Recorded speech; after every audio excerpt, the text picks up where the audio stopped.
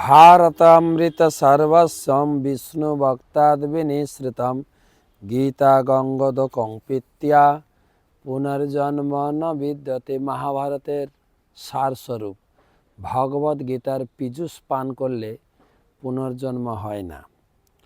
38 শ্লোক আজকে। কথং ন জ্ঞেয়মস্মাভিঃ পাদাদস্মান্নিবর্তিতুম কুলক্ষয়ং কৃতম দোষং পপঃসদ্ভিঃ জনার্দন। কথং ন জ্ঞেয়মস্মাভিঃ পাপাদস্মান্নিবর্তিতুম কুলক্ষয়ং কৃতম দোষং পপঃসদ্ভিঃ জনার্দন। হে জনার্দন, যদিও এরা রাজ্য লোভের দ্বারা প্রভাবিত হয়ে কুলক্ষয়জনিত দোষ ও মিত্রদোহ নিমিত্ত পাপ লক্ষ্য করছে না, কিন্তু আমরা কুলক্ষয়জনিত দোষ লক্ষ্য করেও এই পাপ কর্মে কেন প্রবৃত্ত হব? অর্জুন পাপ গুনতি করছেন, আত্মীয় স্বজনদের হত্যা করা পাপ।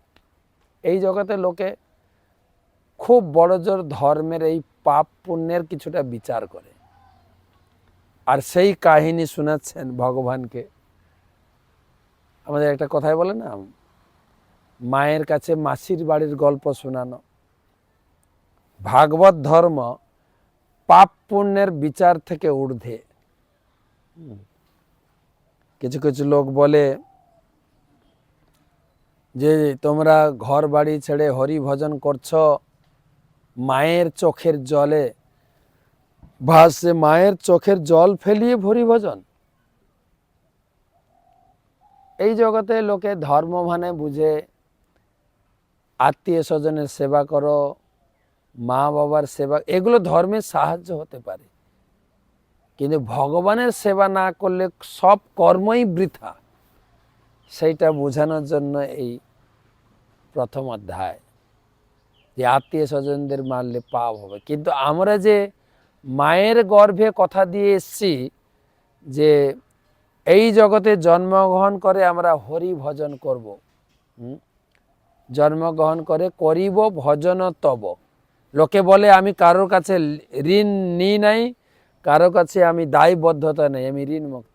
কিন্তু একটা জায়গায় আমাদের ঋণ থেকে গেছে, ভগবানের ভজন যদি না করি তাহলে ঋণ থেকেই যাবে।